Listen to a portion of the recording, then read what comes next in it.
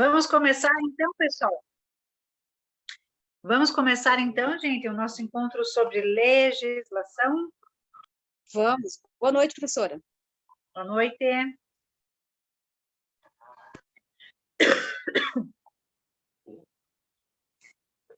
Kátia está online. Gente, vocês vão escutar uns roncos, é da minha pet, tá? Porque é o horário dela dormir, e ela fica aqui trazendo agora os brinquedinhos, porque é bem o horário dela dormir, tá? Estão me ouvindo bem? Sim. Então, vamos começar. Gente, eu vou começar pela matéria que eu acho a mais polêmica, que é o Estatuto do Servidor Público Civil do Estado, que é de 1970, tá? Eu fico imaginando como que a banca vai elaborar questões de uma legislação tão antiquada, né? Temos várias questões inconstitucionais previstas e não vetadas, então eu tenho certeza que a banca, ela não vai, perdão da palavra, comer essa bola, sabe? Porque vai ser motivo de muito recurso, de muita polêmica, e eu acho que não é a intenção nem da banca e nem do órgão, certo? Então, dessa lei, o que a gente pode aproveitar? A banca, né, vocês já tiveram vários encontros aí com os professores, ela não é muito criativa, certo? Ela não é o tipo de banca que vai elaborar questões, fazer questões muito cheias de informações inteligíveis. A banca, inclusive na minha matéria, ela vai se apegar ao famoso Ctrl+C e Ctrl+V, tá? A dificuldade que pode ser apresentada é justamente questões por itens no famoso Ctrl+C e Ctrl+V. Então, se vocês tiverem material em mãos sobre essa lei 6174/70, eu acho que lá dos cargos, a primeira informação que a gente tem do artigo 3º ao artigo 7º, pode vir tranquilamente no Ctrl+C ou Ctrl+V, tá? Que é aquela banca que tem a famosa preguicinha, né, de elaborar questões, tá? Então, o artigo 3º, na verdade, traz a definição de cargo, né, dizendo também na continuação que a nomeação em caráter efetivo depende de aprovação em concurso público, né? Então, isso daqui não nos traz nenhuma polêmica e está tranquilamente demonstrado aqui que pode vir, sim, comando de prova, só que lembrando Ctrl+C, Ctrl+V. O artigo 10, minha gente, é aquele artigo que traz conceitos, e, de novo, a banca pode pirar aqui, tá? Do tipo, o que é classe? Misturar série de classes com classe, grupo ocupacional, serviço, são conceitos. Mais uma possibilidade da banca brincar aqui numa questão Ctrl+V, Ctrl+C, o copia e cola, o famoso copia e cola, para trazer conceitos nesse sentido, tá?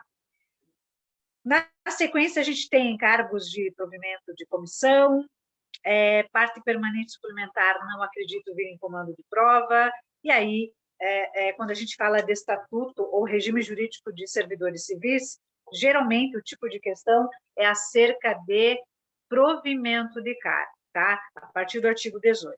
O que me preocupa acerca do provimento é que nós temos duas modalidades que estão previstas aqui e são inconstitucionais, quais sejam acesso e transferência. Então, existe a possibilidade de vir formas de provimento de cargo numa questão? Sim. Mas detalhe, inclusive, gente, uma prova aplicada, deixa eu puxar aqui, ó, uma prova aplicada, não sei se vocês têm as questões em mãos, uma questão aplicada pelo IBFC para a Secretaria Técnico em Enfermagem em 2021, pediu o famoso relacione a coluna 1 com a coluna 2, e trouxe todas as formas de provimento de cargo, e aí na coluna 2, obviamente, trouxe lá os conceitos, era para numerar em 10. Trabalhosa, chata, sabe? Mas isso é muito característico da IBFC. E lembrando, a questão não foi anulada porque é um dispositivo previsto na legislação.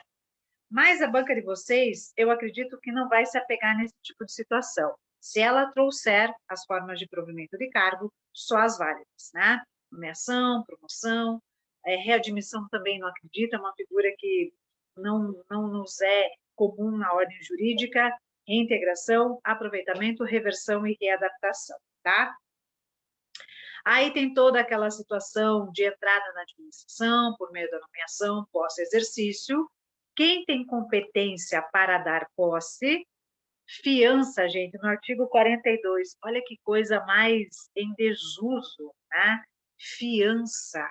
Imagina que alguns cargos dependiam de prestação de fiança, absolutamente inconstitucional, né? A fiança, inclusive, poderia ser em dinheiro, em título de dívida pública, apólice. Gente, é uma coisa totalmente descabível, né? Estágio probatório, só o cuidado, né? Que aqui ainda consta em anos e 2. Lembrando, imagine a cronologia, essa lei é de 1970, né? Antes, obviamente, da nossa Constituição Federal, antes, obviamente, da nossa Constituição do Estado. Então, está aí um tema que eu acredito que pode vir assim, ó. Quais são os requisitos que serão analisados no meu estágio probatório? Tudo bem, idoneidade, assiduidade, disciplina, eficiência. Agora, em questão do prazo, gente, não, né? Porque a nossa Constituição Estadual, obviamente, replicou o que diz a nossa Constituição Federal acerca, óbvio, da estabilidade contemporânea, que é de 3 anos, e o estágio probatório pode vir em anos ou em meses, tá? Então, eu recebi muito questionamento de alunos em rede social perguntando, professora, tá, e daí, o que vale? É 2 anos, é 3 anos, é meses, o que é? Gente, lembrando, não está vetado na lei. Aí a gente tem que recorrer a uma lei maior, hierarquia normativa, Constituição do Estado, que diz 10 anos, Constituição Federal. Então, não teria o porquê da banca polemizar esse tipo de situação, tá? Então, sobre estágio probatório, de repente, os requisitos para passar por estágio probatório. Aí tem regime de trabalho, que é uma coisa que eu não vou adentrar no mérito aqui, no estatuto, por quê? Porque quando a gente tem a lei orgânica de vocês, ela trata efetivamente do jeito, melhor falando, da jornada de trabalho de vocês de forma muito específica e muito objetiva, tá? Aí, gente, tem figuras ainda no nosso estatuto que não caracteriza formas de provimento e nem vacância de cargo, tá? Substituição no artigo 70, lembrando que você só vai substituir chefia, diretor ou assessor, isso é uma regra que vale até hoje. A figura também nós temos da remoção, né? Só que a remoção, inclusive, consta como forma de provimento de cargo. A remoção aqui está trazida de uma natureza jurídica muito diversa do que a gente está acostumado, né? Porque ela confunde com o acesso. Então, efetivamente, não acredito o conceito dessas figuras jurídicas na prova de vocês. Transferência também, coisa horrorosa até de se falar, até eu queria ter participado ali da live com o professor Alan, né, em que, obviamente, vocês tiveram muita informação constitucional, e transferência nos dias de hoje, gente, é absolutamente errôneo a terminologia, salvo para um regime militar. Militar, sim, tem a figura da transferência. Então, se vier em comando de prova para vocês transferência, ou é a cópia literal do artigo 96, ou a questão está errada. O que diz o legislador quando fala de transferência no regime de vocês? Transferência é a passagem de um funcionário de uma classe para outra de igual nível de vencimento, mediante comprovação prévia de habilitação por meio de provas e cumprindo o necessário interstício. A transferência vai ocorrer a pedido de ofício.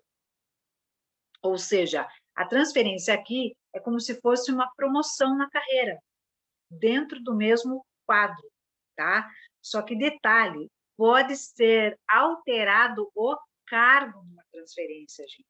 O que sabemos que hoje, absolutamente, isso não pode existir. Se você quiser mudar de cargo, obviamente, somente via concurso público de provas ou de provas e títulos. Então, gente, a transferência eu acho muito complexo, né? Um conceito sendo trazido em comando de prova, porque mesmo que tenha a literalidade da lei sem vetos, né, sem vedações, certamente seria uma questão muito polêmica e eu acho que a banca não quer adentrar nesses méritos, né, efetivamente de polêmicas. Aí a gente tem a readmissão e a reintegração. Readmissão, gente, é muito interessante, né? É a mesma coisa que a nossa reintegração, porém o que difere uma da outra é que a readmissão vai ser sem vencimento.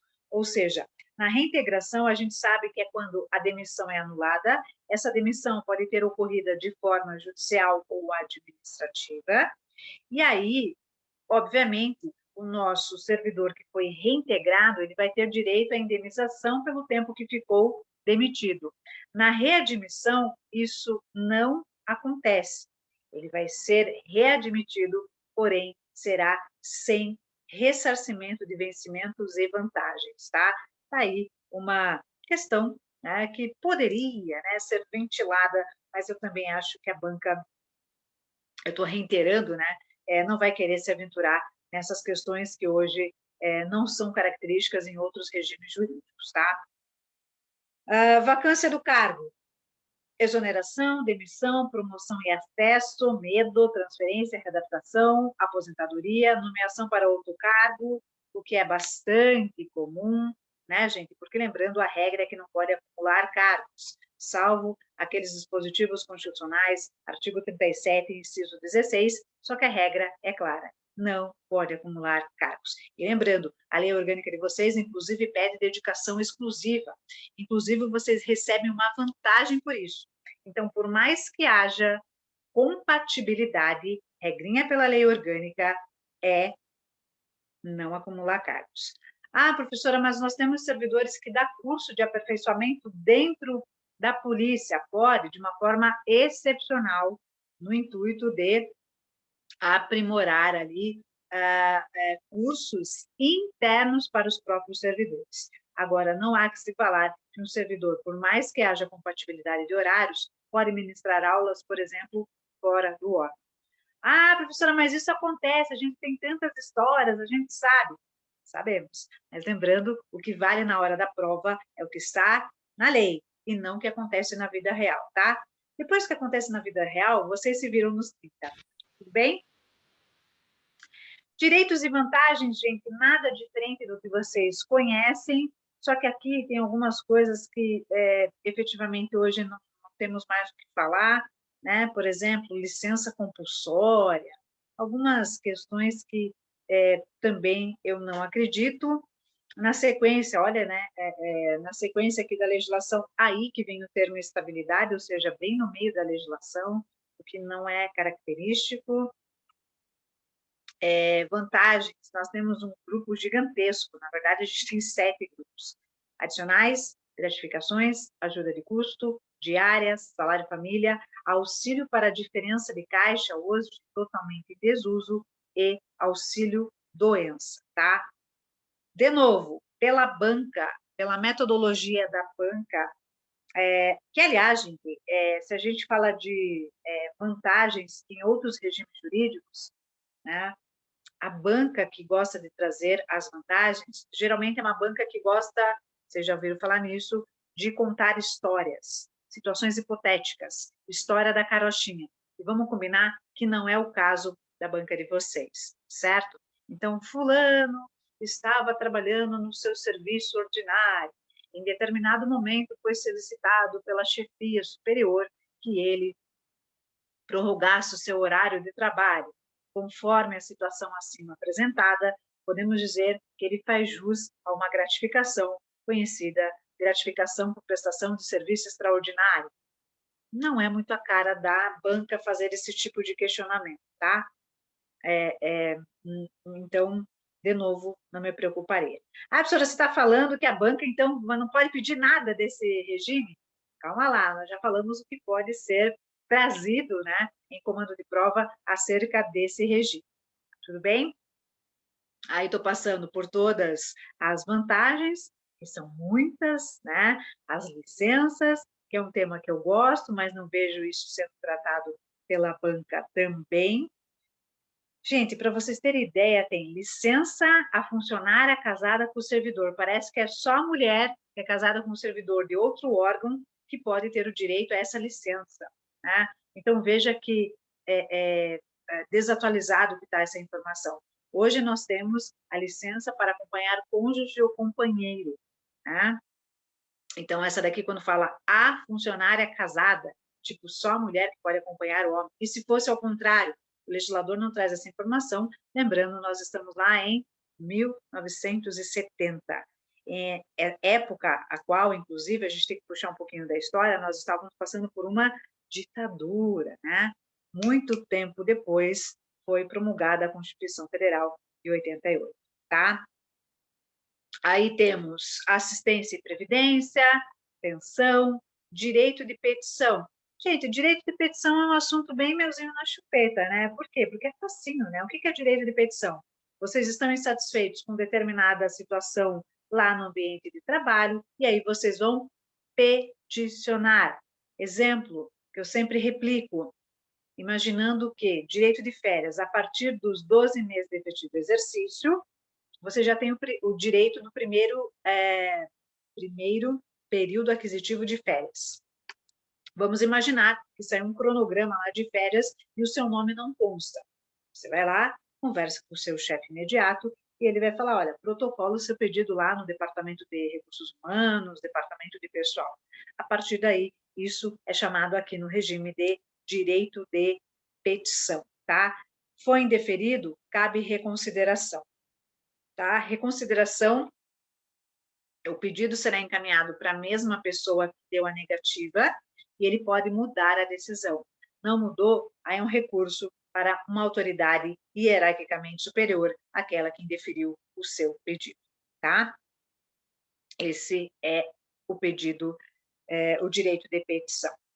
Aqui, olha que interessante, no regime disciplinar, traz, né, o tema acerca da acumulação de cargos, né? É vedada a acumulação remunerada, exceto, na época, poderia acumular juiz com professor, 2 de professor, 1 de professor quanto técnico científico e 2 privativos de médico.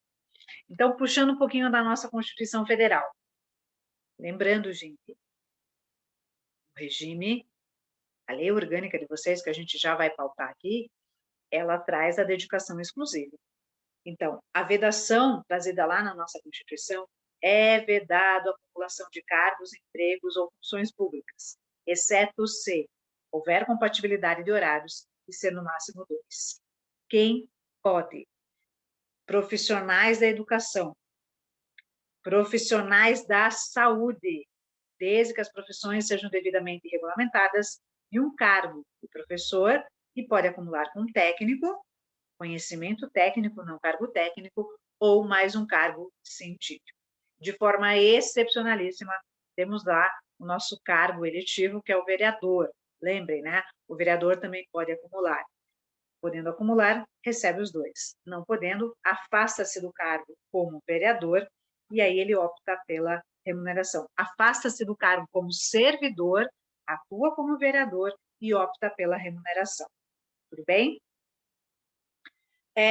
Deveres. Agora sim.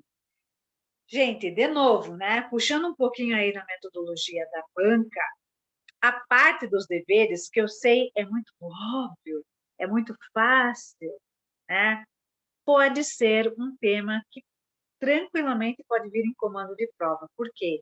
De novo, a prova, a banca, né? Ela não está nessa vibe aí de elaborar questões muito complexas. Eu acho que a complexidade vai lá para a medicina legal, vai lá, né, com a professora Camila, na área de biologia, e não do regime jurídico de vocês, tá? Então, e lembrando, né, o que eu sempre falo, uma prova, gente, obviamente, ela é nunca elaborada só por questões complexas. Nós temos questões fáceis, medianas e complexas. O que geralmente vai fazer o diferencial para o nosso candidato na sua classificação são as complexas, tá? Mas haja vista, né, os itens do edital de vocês, vocês têm que ter conhecimento global, concordam?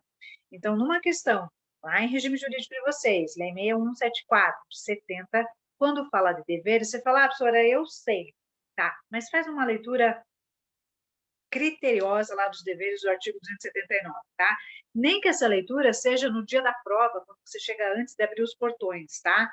Porque tem coisas do tipo assiduidade, pontualidade, urbanidade, discrição, lealdade e respeito às instituições constitucionais e administrativas a que servir, observância das normas legais e regulamentares, obediência a ordens superiores, exceto quando manifestamente ilegal, zelar pela economia e conservação do material, providenciar para que sempre esteja em ordem no assentamento individual sua declaração de família, proceder na vida pública e privada de forma a dignificar sempre a função pública.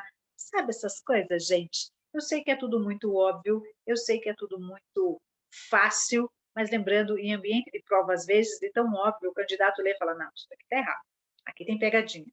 E começa a ler ao contrário, começa a ler e colocar aspas, vírgula, etc. Gente, tá certo, leia até o ponto final, considerou lá certo, errado, pula e vai para a próxima. Não fica perdendo muito tempo nesse tipo de questão que é fácil. E lembrando, se está fácil para você, está fácil para todo mundo. Então, é o tipo de questão que você não pode perder, tá? Não seja induzido em erro nas questões fáceis, tudo bem? Então, anotem aí, o artigo 279 é um artigo que a banca pode explorar tranquilamente, tá? Aí, o que mais que eu reputo de importante aqui? Aí nós temos as proibições, que também, gente, ó, do tipo que é a banca, artigo 285 para vocês acompanharem, tá? Ela pode truncar informações lá numa múltipla escolha ou questões em itens, tá? A banca, vocês sabem, gosta de fazer questões, analises assertivas abaixo e considere a sequência correta. Vocês já viram isso, né? Então, pode confundir, de repente, lá no meio, na miscelânea, deveres com proibições, tá? Ah, professora, mas é óbvio que a gente sabe a diferença entre deveres e proibições. Eu sei. Só que lembrando, em ambiente de prova, nós temos várias coisas alheias à nossa vontade, são os fatores externos, né? É o tempo de resolução, é a ansiedade, é o nervosismo, é o tempo de passar lá as questões para o gabarito, as respostas para o gabarito. Então, atentem ao detalhe e leiam com bastante atenção, tá? Sempre até o ponto final. E tem muitas proibições, 21, tá? Responsabilidades, regrinha básica, né? Onde vocês responderão de forma administrativa, civil e penal, todas independentes e harmônicas entre si, salvo, lembrando, a criminal, que pode refletir na tua vida administrativa. Quando? Quando você for absolvido por negativa de fato ou autoria, tá? Como que isso pode vir em ambiente de prova? Ctrl+C, Ctrl+V. Tá? Não tem muito, né? Mas eu acho que até é uma questão que poderia agregar aí na informação de vocês. Penalidades, minha gente. Advertência, repreensão, suspensão, multa, destituição de função, demissão, cassação de aposentadoria ou disponibilidade. Olha, tem bancas que, obviamente, a pedido do órgão da entidade, elas gostam de demonstrar o que pode acontecer com o futuro servidor. Do tipo assim, se você fizer coisa errada, nós temos um regime disciplinar. E esse regime, ele pontua desde as questões mais brandas, ou seja, uma advertência, até a mais grave. No caso de vocês, a mais grave seria uma demissão.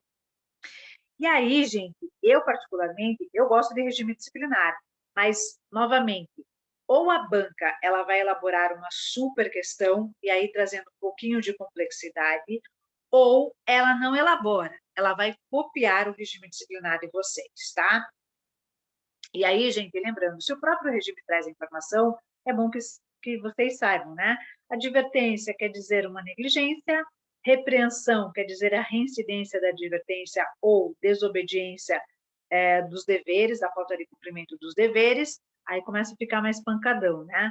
A suspensão, lembrando, a suspensão é o famoso gancho até 90 dias, né? E a suspensão será aplicada no caso de reincidência da redenção ou quando você cometer lá as proibições que não estejam previstas como motivo de demissão. E aí, gente, a demissão é pancadão nervoso, né? Crime contra a administração, abandono de cargo, incontinência, dentre outros, tá? Prisão administrativa. Eu recebi muito inbox sobre prisão administrativa e suspensão preventiva do artigo 302. Prisão administrativa, vocês sabem, não existe mais no nosso ordenamento jurídico, certo? Prisão, hoje, a única prisão, gente, por motivo civil é por falta de pagamento de pensão alimentícia. Pensão administrativa, NOPS. Prisão administrativa, desculpa, talvez um dia, quem sabe, lá no regime militar. Que, aliás, não é nem chamado de prisão administrativa, tá? Então, gente, esse artigo, e vejam, é até vergonhoso, né? Ele está na íntegra aqui. Calma, calma, minha cachorra. Ele está na íntegra aqui, ele não está vetado, o que às vezes dá um pouco de susto, né?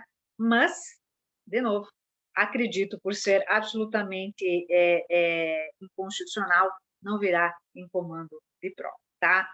Com isso, a gente finaliza o regime jurídico de vocês, via de lei 6174 de 70. Alguma dúvida sobre, gente? Podemos ir para uma próxima? E mais contemporânea, diga-se de passagem, né?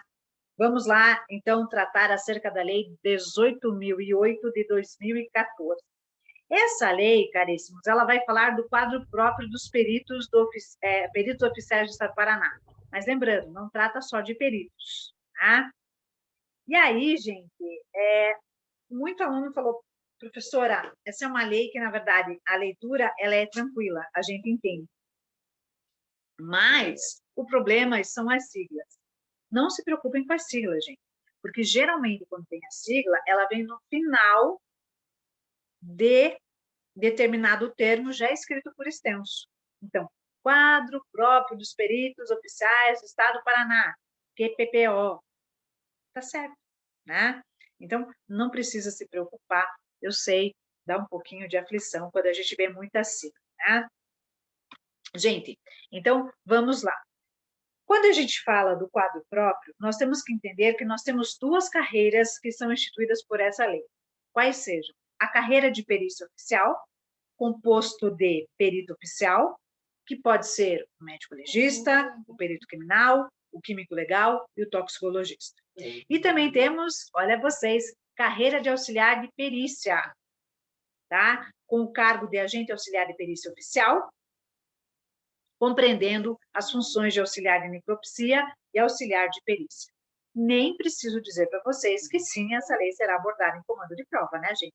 Está tratando de vocês, seus loucos. Então, obviamente, isso vai vir em comando de prova, tá? Aí o artigo 2º é aquele artigo que merece lá nossos asteriscos verdes luminosos, por quê? Porque ele traz conceito, né? E é até importante para vocês entenderem como que vocês vão evoluir dentro do quadro. Começa por carreira, que é o agrupamento dos cargos.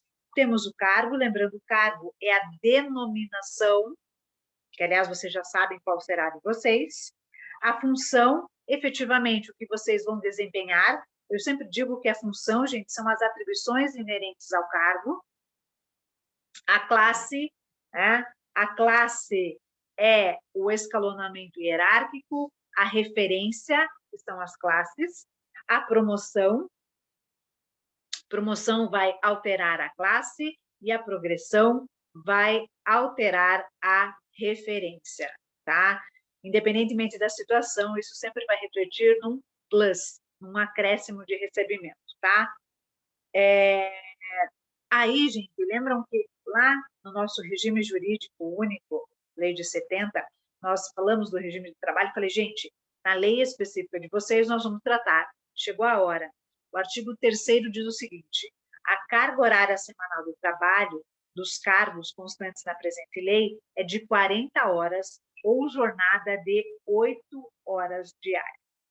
Detalhe, temos uma jornada diferenciada para o médico legista. Essa jornada será de 20 horas semanais. Tudo bem? Tá, professora? E aí os plantões? Calma. Em primeiro momento, nós temos o total da jornada de trabalho. E lembrando, médico legista tem uma jornada diferenciada. Bem? Aí, gente, olha só, né?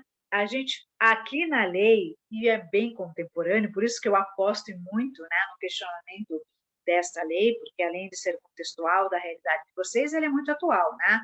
O provimento da carreira dos quadros próprios de peritos se dará na classe 4, atendidos os requisitos para investidura: existência de vaga, aprovação em concurso público, CNH, outros requisitos, e exame psicológico de caráter eliminatório, né? Estágio probatório, asteriscos verdes luminosos aí, gente, 3 anos, é o que diz o artigo 7º. Então, tiramos o celeuma aí de dúvida que nós tínhamos lá do regime jurídico de vocês. É 3 anos, inclusive ele remete, ele faz uma remissão ao artigo da Constituição do Estado, tá? Então, estágio probatório, a partir do efetivo exercício é o quê? Quando vocês começam efetivamente a trabalhar, nós vamos contabilizar 3 anos, tá? Aí, na sequência, nós temos como vai ser o desenvolvimento de vocês na carreira, tá? Obviamente, será computado o prazo de estágio probatório, ou seja, os 3 anos, tá? Quem já teve, não sei se é o caso de vocês, já trabalhou por PSS, não será contabilizado, e os afastamentos não remunerados também não será contabilizado como tempo de exercício efetivo, tá? Aí, na sequência, o legislador traz que a promoção ocorrerá entre as classes, tá? E explica efetivamente a questão da promoção, tudo bem? E olha que interessante, quando nós temos o subtítulo da movimentação de pessoal, o artigo 14 resume de forma brilhante, e aí a gente não precisa se preocupar. A movimentação do pessoal das carreiras da Polícia Científica se dará pelo Instituto da Remoção na forma da legislação vigente. A remoção é, nós vamos movimentar o meu servidor, e essa movimentação vai ser em relação ao local de trabalho, a sua lotação. Então, remoção ai, a minha cachorra está roncando, vocês estão escutando. A remoção é remover o meu servidor. Remover o meu servidor, por exemplo, que está lotado do lugar A para o lugar B. E detalhe, aqui o legislador, ele resumiu num artigo e a ponto, acabou, tá?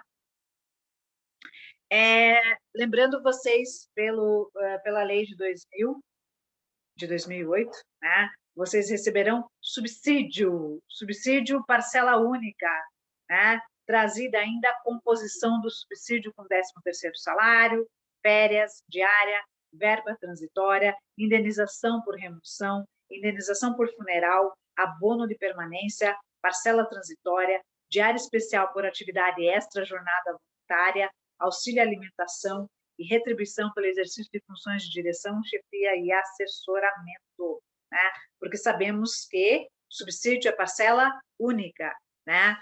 Com alguns plus, né? Dentre os quais estão instituídos ali no artigo 17, em 11 incisos, tá? E aí, para saber os valores, o legislador ele remete ao anexo. Professor, eu tenho que saber o anexo? Não, porque não está previsto em edital, e nessa altura do campeonato você não precisa ter mais esse conteúdo, salvo se você tem curiosidade. Aí, tudo bem, tá? Mas para ambiente de prova não nos interessa aqui. Tudo bem?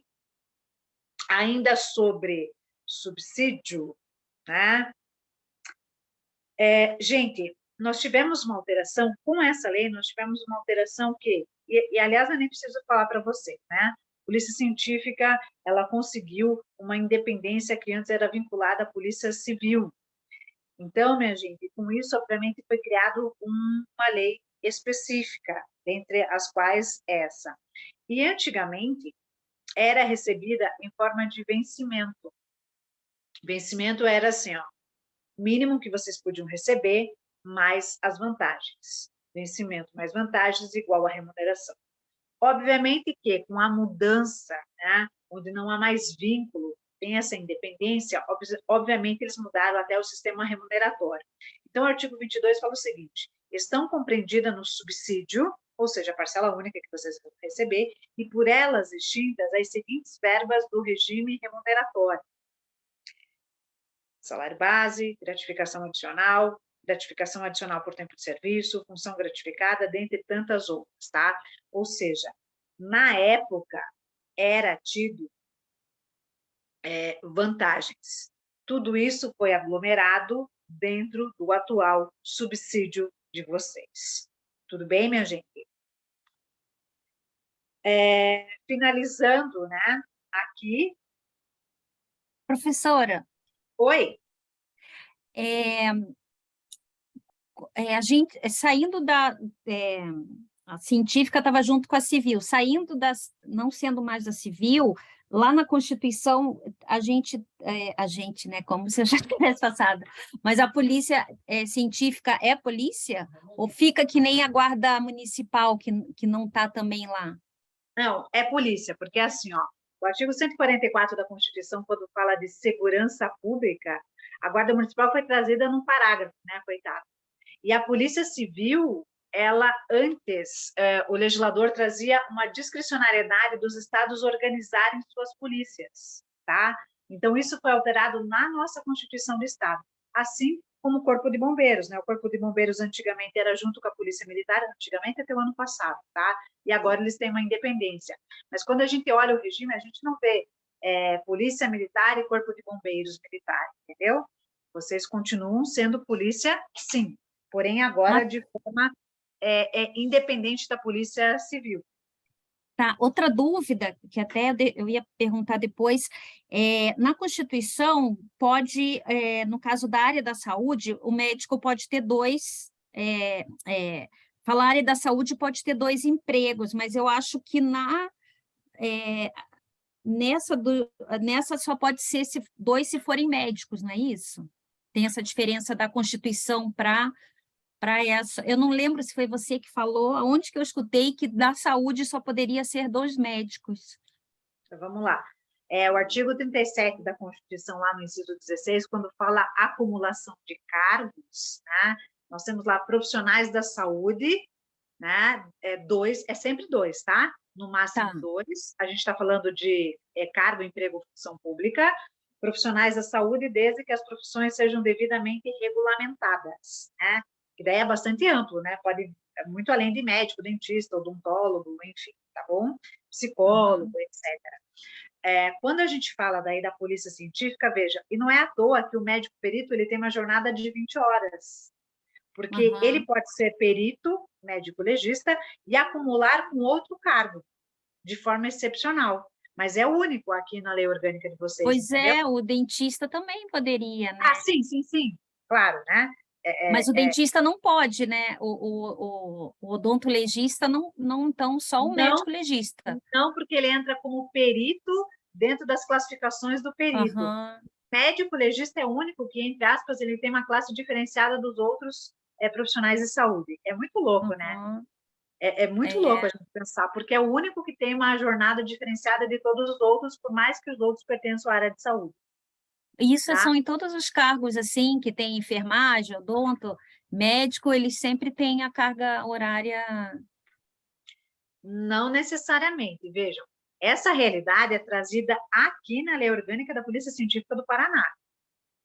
Porque aqui, quando eles organizaram o regime de vocês, eles colocaram o médico legista como um profissional diferente dos peritos. Porque peritos a gente tem, né? Entendeu? Entendi. Agora, se for um médico concursado de qualquer outro lugar, vamos imaginar, eu sou médico concursado da Prefeitura Municipal de Curitiba, trabalho no Coxinho, e também eu sou médico concursado da UPA Federal. Tudo bem, tá? Isso é possível, tá bom? Acho que, tá bom. Não sei se eu resolvi a tua dúvida. Sim, resolveu, muito obrigada. Imagina. Fique à vontade para perguntar, gente, eu até esqueci de falar, não precisa ser um monólogo, né? Vocês podem perguntar à vontade, tá? Então, sobre a Lei 18.008, de 2014, finalizamos aqui, tá? Vamos para a outra, a derradeira, que é a Lei 21.117 de 2022. Tipo, foi publicada ontem, né, gente? Então, vocês vão inaugurar essa bagaça lá. Olha a responsa, né? Vocês vão inaugurar essa lei.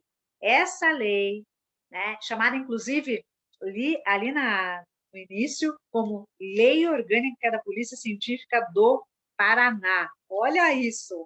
Vocês vão inaugurar essa lindeza, tá? Gente, o que que essa lei vai trazer? Ela traz uma coisa romântica, né? Porque ela vai trazer caracterização, princípios, né? E quando a gente fala de princípio, as pessoas falam, professora, mas princípio é uma viagem. Gente, não é.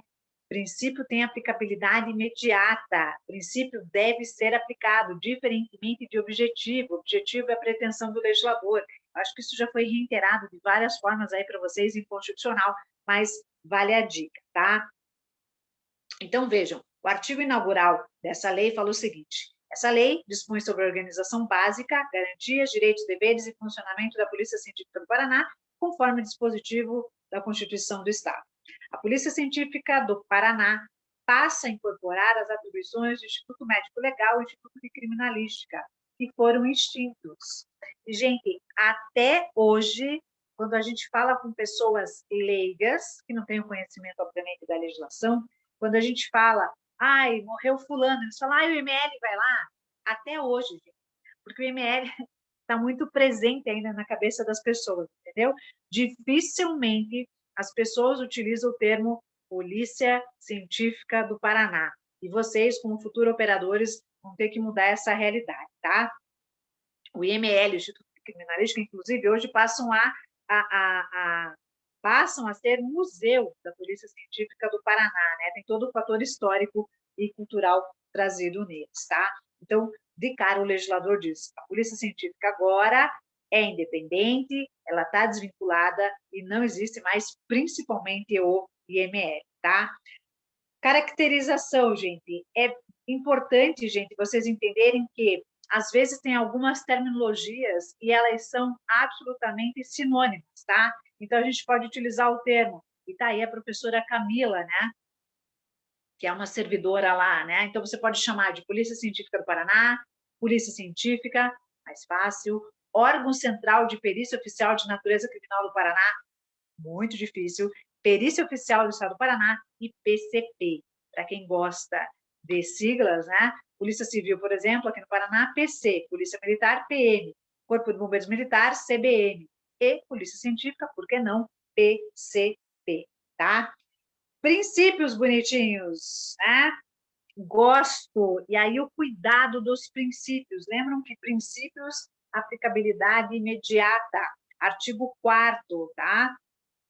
Lembrando, certamente essa lei vai vir lá em comando de prova, e princípios, gente, porque são muitos, tá? Eu ia falar mais de 15, eles são 17, dá para vir tranquilamente, tá? Então, vem desde ciência aplicada à justiça, autonomia, imparcialidade, impessoalidade, transparência, publicidade, supremacia do interesse público, eficiência, sustentabilidade, dentre outros. O que eu quero que vocês evitem é confundir os princípios, aplicabilidade imediata, com diretrizes. Diretrizes, gente, são políticas que norteiam a aplicação da nossa polícia científica, ou seja, como a polícia científica vai trabalhar. Acontece? Não sei, mas são diretrizes. Diretrizes seria, qual que é a política desse lugar? Imaginem quando vocês entram num lugar privado, e aí vocês têm aquela ambientação, professora, estou na primeira semana para aprender como essa empresa funciona. Aí tem os 5 S's, 4 P's, aquelas, né? Vamos trazer para a realidade aqui da polícia científica, seria as diretrizes da polícia científica, só para fazer um parâmetro aí de diferença com os nossos princípios, tá? Então, diretrizes, busca da verdade e justiça pela ciência. E, gente, basta imaginar quantos crimes efetivamente foram elucidados graças à investigação da polícia científica, das informações técnicas trazidas por ela. Planejamento estratégico, Sistema Único de Segurança Pública, o nosso SUSP. Aí vem vários, né? Política Nacional de Segurança Pública, Sistema Nacional de Ciência, Tecnologia, enfim, né, gente? São 20 diretrizes aplicadas pela Polícia Científica, absolutamente diverso aí do plano dos nossos princípios, tá? Bom, gente, estrutura básica. Eu gosto de organograma, manja, daquela coisa das antigas. É bom que vocês saibam, principalmente o lugar que vocês vão adentrar, né? Então, a gente tem o nível de direção. Quem está no nível de direção? Sempre na direção com o termo, eu sei a redundância, diretor-geral, diretor operacional, diretor administrativo, conselho da polícia e corregedoria. E eu não sei por quê, quer dizer, eu sei, né? Prova gosta bastante, quando a gente fala de estrutura, perguntar sobre corregedoria. Então, atentem ao detalhe. A corregedoria, gente, não é só para aplicar penalidade, fiscalizar, não. É um órgão consultivo também. Ah, tá determinada dúvida sobre como que a gente deve atuar em determinada situação. Vamos imaginar, gente, é uma situação de comoção social, né, em que envolve criança e adolescente. Gente, vamos citar aí o caso da violência que aconteceu ontem no colégio em Cambé, coisa horrorosa, né? Como que nós vamos tratar uma situação dessa, onde vários órgãos de segurança pública estão envolvidos, dentre os quais nós temos a polícia científica, né? E toda, claro, a parte de investigação da nossa polícia civil. Como que nós vamos, por exemplo, gente, lembrando que lá pelo ECA, a criança e adolescente, eles deveriam ser privados, né, da sua identidade. Como é um caso de comoção social, imaginando que isso ia bater lá na porta da polícia científica, como que nós vamos tratar disso? Ninguém sabe, vamos bater lá na porta da corregedoria da polícia científica. Nível de assessoramento, gabinete, assessoria técnica, núcleo de inteligência e segurança institucional. Núcleo de apoio especializado. Temos a diretoria da administração, com suas divisões. Divisão administrativa, grupo auxiliar de recursos humanos, que é o primeiro lugar que você deparar depois de passar em concurso público, grupo auxiliar administrativo, grupo auxiliar orçamentário, financeiro e contábil, divisão de tecnologia, academia de ciências forenses, Museu Paranaense de Ciências Forenses. E nível de execução, vocês, que são as pessoas que vão colocar a mão na massa. Diretoria de Operações com divisão operacional, divisão de custódia de vestígio e nível de atuação regional, que são as unidades de execução técnico-científica. E aí, gente, na sequência, o legislador ele vem explicando as atribuições de cada uma dessas estruturas. Lembrando, lá no ápice, se a gente fosse desenhar uma pirâmide, nós estamos no nível de direção. Gente, direção, nós temos o diretor-geral, diretor administrativo, operacional, lembrando, regrinha, todos eles devem pertencer ao quadro próprio dos peritos oficiais da Polícia Científica e todos esses diretores nomeados pelo nosso governador, tá? Professora, são muitas atribuições, é muita gente, eu tenho que decorar tudo de todos? Eu, particularmente, não gosto do termo decorar, tá? Haja vista, a prova de vocês está batendo aí na porta, né? Mas, gente, primeiro, a leitura, a familiarização se faz necessária. Mas, professora, não estou com tempo, né? De madrugada, está difícil, não sei o quê. Gente, sempre assim, ó. Peguem quem tem atribuição máxima, quem que é o top of mind. E aí, por que não estudar sobre as atribuições dele? Por exemplo, entender o que faz o diretor-geral da Polícia Científica, artigo 10. Gente, ele tem funções técnicas, mas mais do que isso, ele tem função de gestão. Ele é o grande administrador. E aí, as suas atribuições elencadas ali no artigo 10, tudo bem? Professora, você falou de gestor, mas para isso a gente tem o diretor de administração. Gente, diretor-geral, ele é o top of mind e ele delega para que os outros façam, entendeu?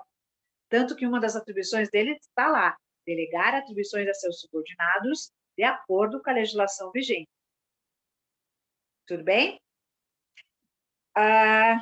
Vou passar todos os diretores aqui, porque eu gosto de outros que fazem parte. Vamos falar da corregedoria? De novo, existe uma tendência, quando a gente tem prova que traz a estrutura, a falar da corregedoria. Então, olha que interessante o conceito trazido pelo legislador acerca da corregedoria. Artigo 14, tá? A corregedoria é um órgão técnico com autonomia e atuação em todo o Estado, cuja finalidade é assegurar a correta aplicação da lei, padronizar os procedimentos da polícia científica e de processos e procedimentos administrativos, realizar correções, fiscalizações e garantir a preservação dos princípios da ética, conduta hierárquica e disciplina no âmbito da Polícia Científica do Paraná. Quais são essas atribuições? Orientação, vigilância e disciplina, elaboração, proposição e supervisão da política correcional, fiscalização da atuação dos servidores no desempenho de suas atividades, mediação, arbitragem e conciliação, e aí vai, inclusive, é a corregedoria, gente, que tem competência para aplicar sanções administrativas, tá? Então, é um órgão, eu até considero um órgão complexo, mas é um órgão queridinho das bancas quando vem em comando de prova, tratando acerca de estrutura, seja qual for o órgão ou entidade, tá? Professora Daiane, Daiana, é Daiana ou Daiane? Daiane. Então vamos supor, a gente está abaixo, não do diretor-geral, por exemplo, de operações. Aí, se faz alguma coisa errada, não ele, vou usar um termo mais assim, ele deda a gente lá para a corregedoria, não é ele que aplica a sanção, exatamente. É a corregedoria. Tá. Uhum. Tá? Tá. Imaginando, né? Claro que a gente sempre sabe quem que é o nosso chefe hierarquicamente superior, mas ele, geralmente, a lei diz o seguinte: a chefia, quando tem informações de irregularidades, ela deve iniciar o procedimento administrativo uma sindicância. No caso de vocês, ele vai noticiar a corregedoria, tá? Tá. Uhum. E aí você vai pensar, por que, professora, se meu chefe é fulano de tal? Para não macular o teu relacionamento com o teu chefe, para manter a imparcialidade e a neutralidade, entendeu? Entendi. Por isso que a corregedoria é um órgão que as bancas gostam de explorar, entendeu?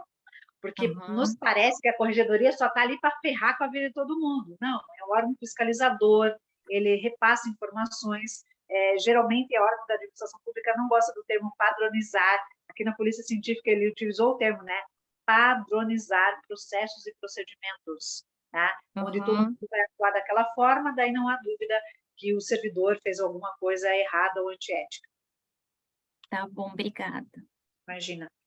Aí a gente tem nível de assessoramento. Eu quero ir onde vocês vão atuar.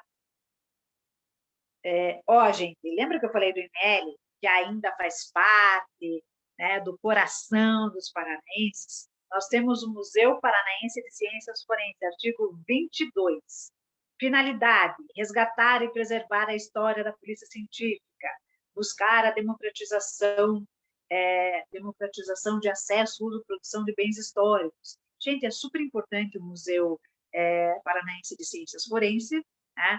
E se a gente olhar o que era a polícia científica antes e agora, gente, bom, o prédio vocês devem saber onde que é o Tarumã, que é a coisa mais linda e maravilhosa, e hoje, quando a gente passa ali no antigo prédio do ML, é caindo aos pedaços, pelo amor de Deus, né? Então, faz parte aí, a parte do museu é absolutamente importante, porque faz parte, inclusive incorporou, né, a questão cultural patrimonial, tá? Precisava falar. Nível de execução, bonitos. Lembrando, o nível de execução é quem coloca a mão na massa, dividido em diretorias, né? Diretoria de operações, olha lá, né? Dividido em divisão operacional, de custódia e vestígios. É onde necessariamente vocês vão atuar, né? A operacional é a unidade subordinada ao diretor de operações, encarregada de gestão de nível tático de atividades operacionais da Polícia Científica. Quais são suas atribuições? Estou no artigo 25, tá? Coordenação da execução das atividades operacionais, laboratório e perícia, implementação de ações para a integração e cooperação entre as unidades da Polícia Científica e dessas com outros órgãos, orientação e controle do cumprimento de instruções normativas, elaboração de estimativa de consumo de recursos, organização, supervisão, controle de gestão de frotas, entre outros, tá? Divisão de custódia. Eita! Corpo de delito, manjam? A divisão de custódia de vestígios é a unidade subordinada ao diretor de operações, encarregada de serviço de protocolo e custódia de vestígios, cabendo-lhes as seguintes atribuições: elaboração de diretrizes de atuação para a área de custódia, visando integração e padronização. Vejam que é reiterado o termo padronização. 2, manutenção de protocolo integrado de custódia, é uma forma de organização bem eficiente. Registro uniformizado de documentos, sistema de controle de acesso, vigilância, custódia e preservação de vestígios. Recebimento, conferência, numeração e cadastramento de documentos e vestígios, gerenciamento do ciclo de vida de vestígios, custódia de vestígios nos termos da lei. Tá? Então, gente, professora, o que você aposta para vir na nossa prova? Não gosto muito da aposta, né, gente? Acho que vocês têm que ler a lei na íntegra, mas pensar assim, ó, vamos imaginar que a banca vai contextualizar a futura realidade de vocês. Vamos tratar aí dessa diretoria dividida em divisões. Por que não? Porque é o nível de execução onde efetivamente vocês vão trabalhar, tá? Aí, tem mais aqui. Gosto também, gente, a divisão de nível de atuação regional, as unidades de execução técnica científica. Vejam, vocês, não sei se todos optaram por Curitiba, onde vocês vão trabalhar na central, mas a gente tem as unidades de atuação, né? E aí, como que vai ser efetivada as atribuições? Nós vamos ter que delegar, né, gente, para as unidades em grandes centros urbanos, tá? Não tem que vir para Curitiba, imagine esse deslocamento, né? Então, quando a gente fala assim, ocorreu um crime no litoral, quem lá tem a competência de polícia científica, por exemplo, tá? Quantas coisas a gente já viu, e às vezes que aparece em telejornal, né, gente? Não sei se vocês lembram daquele acidente que deu em Tijucas, do Paraná, de vários moradores do interior do Paraná, bem como da Argentina, né? Que os corpos foram trazidos para Ponta Grossa e outros grandes centros urbanos, aí trocaram, o perdão da palavra, foi uma zona, por quê? Porque não ficou bem claro a competência de quem. Aí o parente, né, o ente querido foi lá na cidade buscar lá o reconhecimento do seu, imagina, né, gente, tragédia, etc. Chega lá, o corpo não estava. Então, gente, por isso que é importante as unidades de execução técnico-científica, né? Essa distribuição aí, em tese, é organizada no Estado. O que eles fazem? Execução de perícias oficiais de natureza criminal e outras técnicas científicas, cumprimento das diretrizes emanadas pelos órgãos de direção, zelo pela manutenção do protocolo integrado de custódia de vestígio. Vou ler alguns. Execução da integração e cooperação com as demais unidades da Polícia Científica, execução e manutenção das normas de segurança orgânica e institucional da Polícia, manutenção e zelo do patrimônio da unidade, produção de relatórios de frequência de servidores, adoção de providência para execução e manutenção das frotas. Gente, lembrando que essa unidade vai ser chefiada, a chefia vai ser efetivada por um cargo privativo de perito oficial, tá? Que pertence, obviamente, ao quadro próprio de peritos oficiais. Tudo bem? Essa unidade, gente, eu reputo importante, por quê? Porque é a polícia científica nessas localidades, tá?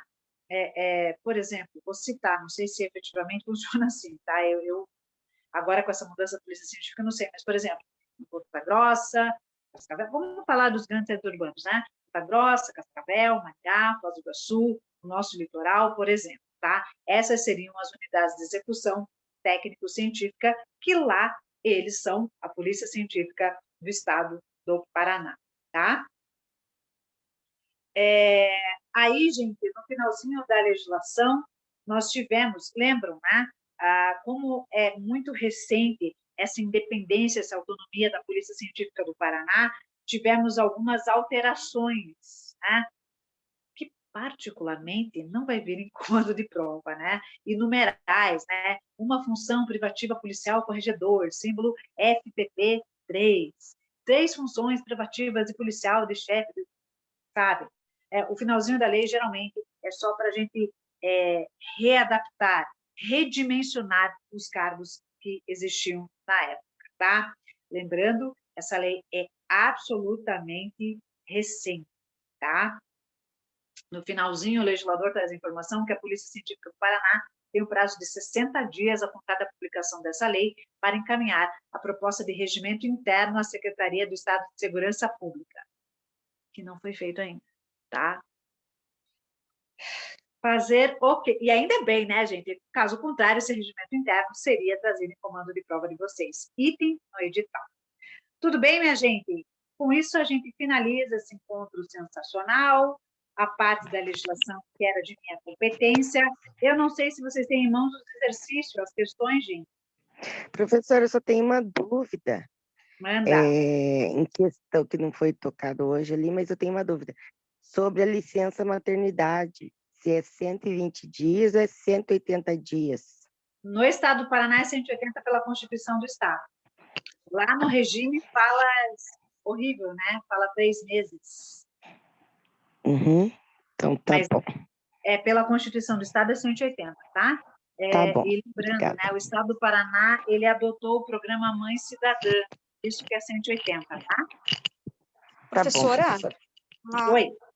a lista de exercícios, eu não tenho essa lista. Tá, eu vou pedir para o Márcio disponibilizar para vocês, tudo bem? A lista Ok, de professora. Gente, a lista de questões funciona assim, ó. São questões que já foram trazidas em comando de prova por outras bancas, tá? Com uma resposta e justificativa legal, tá? Os respectivos artigos, tá bom? Para facilitar a Ok. vida de vocês. Ok. Tá bom? Mais alguma dúvida, gente? Então, nós vamos encerrar por aqui. Tudo bem? Obrigada, professora, Obrigada. pelos gente. ensinamentos. Imagina, qualquer coisa, vamos ali se comunicando via grupo, tá bom? Super Tá obrigada. bom. Obrigada, Boa noite. beijo. Boa noite, tchau. pessoal. Tchau, Boa tchau. noite.